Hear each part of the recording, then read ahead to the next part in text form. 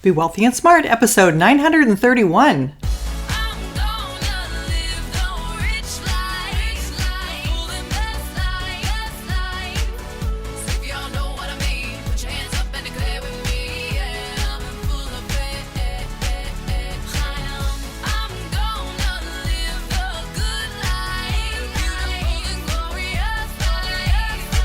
Step into a world of wealth and financial freedom without budgets, boredom, or bosses on Be Wealthy and Smart.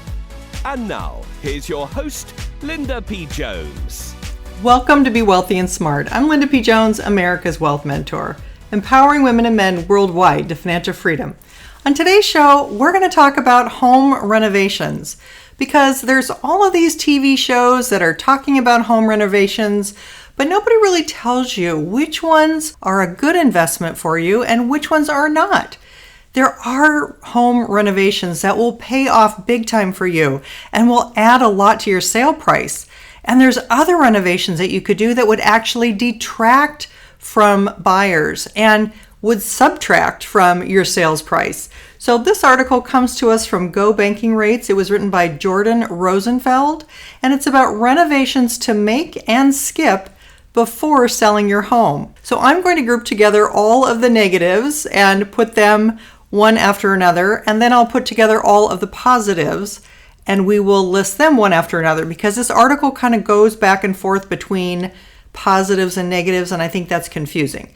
So I'll group them together for you. So it says, don't waste your time on renovations that won't pay off. Perhaps nothing inspires home renovation or home remodeling ideas more quickly than having to prepare a house for sale. However, it can be confusing to know which renovations are worth the time and money and which ones are best left undone. Go Banking Rates asked experts to weigh in on what renovations sellers should make and which ones they should skip, ranging from the smallest of fixtures to the biggest structural additions so that you get the most bang for your buck. So the first one you should skip is a sunroom. Rihanna Miller, a home and landscaping design expert for Rubber Mulch, discourages big additions such as a sunroom. This is another example of investing in novelty rather than utility, she said. The financial return is only 45% of the money that you spent. In other words, whatever dollar you put in, you're only going to get back 45 cents of that dollar that you invested. Another thing to skip is a pool. Although it seems you might attract buyers with a pool, Miller warned against this addition because they cost a lot of money to install and maintain, and you won't get the money back when you sell your home. They are a very season-dependent addition. If your area has a lot of storms or any kind of winter, the pool will not be used enough to justify the cost. The return on pools is also very low at less than 25%. Another one to skip is new flooring. It's tempting to throw down new money on fancy flooring or wall-to-wall carpeting, but that can be a waste of money, Kurzweil said. Try refinishing or cleaning it instead. Many people will have an aversion to one or the other, and they will most likely rip out that beautiful new beige wall-to-wall carpeting in the bedroom to put down hardwood floors anyway. Another thing to skip, a converted garage. If you're considering converting your garage into an extra living space or bedroom, don't. Many potential homebuyers see a functioning garage as a necessary asset. You lose out on a lot of buyers' interest, and the return is also only 60% of each dollar spent. Another thing to skip, a bidet. A bidet might sound like a fancy way to improve a bathroom, but Kurzweil warns against them, calling them superfluous. No one in the U.S. really uses them. They are big and bulky and take up precious space. If someone really wants one, it can always be added later by hooking up one of the new systems directly in the toilet, she said. Another thing to skip, custom upgrades. Kurzweil recommended staying away from upgrades that you think will be unique or special. Buyers might just not share your enthusiasm. Do not sacrifice valuable storage for a separate steaming or warming drawer, she said. If someone really wants the pasta arm, they are happy to put it in at their own expense and are not buying your home because it's the only one that has it. A built-in espresso maker might seem like a must-have, but once it breaks, it's a pain to fix and is not worth losing an entire shelf. Another thing to skip, big-ticket fixes. Jeanette said homeowners aren't guaranteed a return of the investment of many renovations when the home sells. Thus, he encourages sticking to cosmetic fixes and not big-ticket items such as a new driveway, which costs an average of $4,230, according to Home Advisor. However, you can do a quick resurface or reseal yourself for about $50, he said. Another thing to skip, big spending on curb appeal. Data also finds that the curb appeal of a home only accounts for approximately 8% of the property's value. Therefore, if a seller wants to maximize their sale price, consider spending less than 8% of the property's value on curb appeal updates. Do this and you can maximize the sale price without overspending on an update. And I really agree with that. An easy and inexpensive way to give your house curb appeal is just to plant some beautiful flowers, some annuals in the front yard.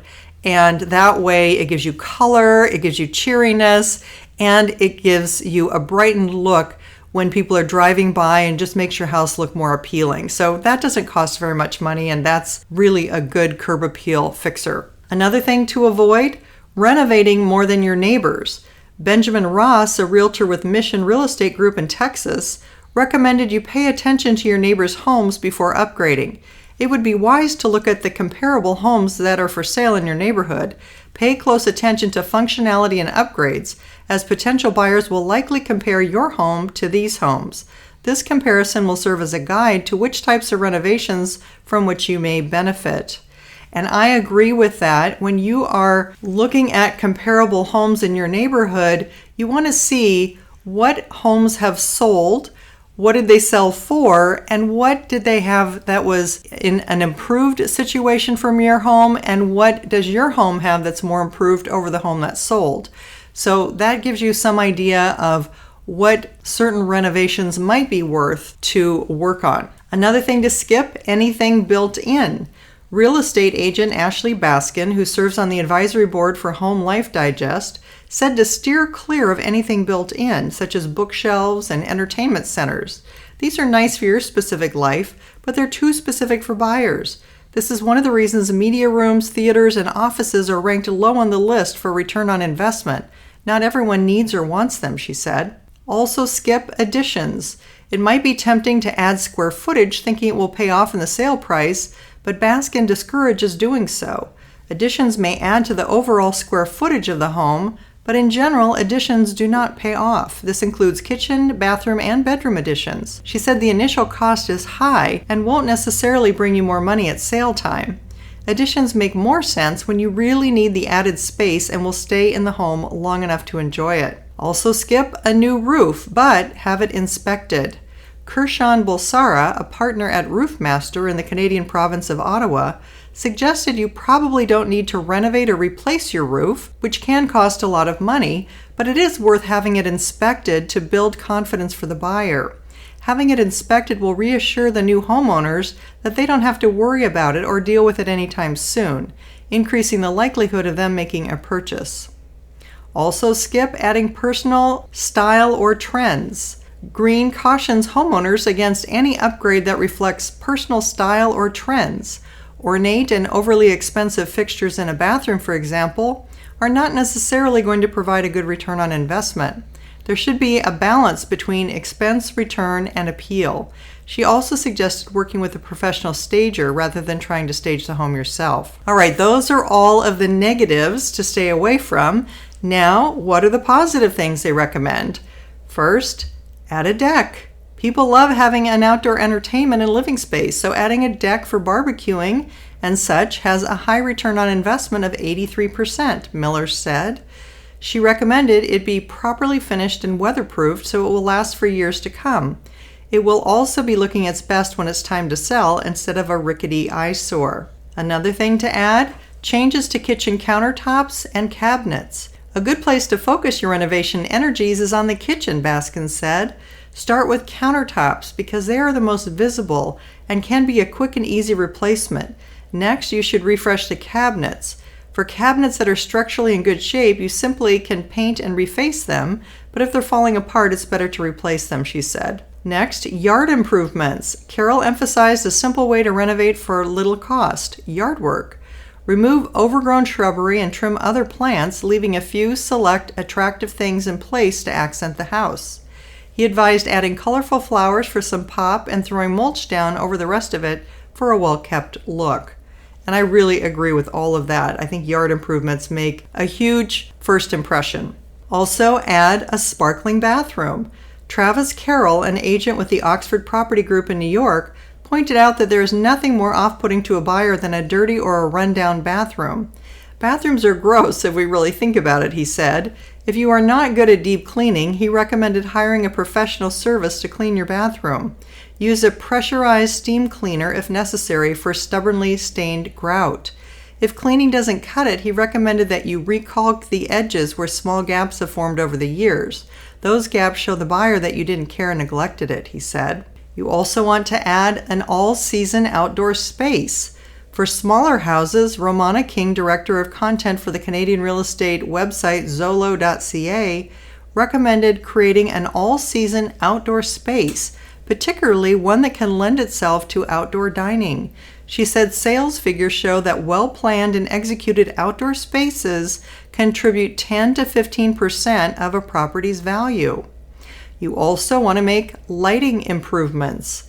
Not all renovations have to break the bank, said Eric Jeanette, who owns 2 home financing companies, Dream Home Financing and FHA Lenders. Lighting is an area that is often ignored when it comes to home remodeling and renovations. Modern pendants in the kitchen, a new entrance light fixture, bright bathroom lighting, and dimmer switches can make the home pop on a budget, he said. You also want to add fresh siding, or at least refresh it.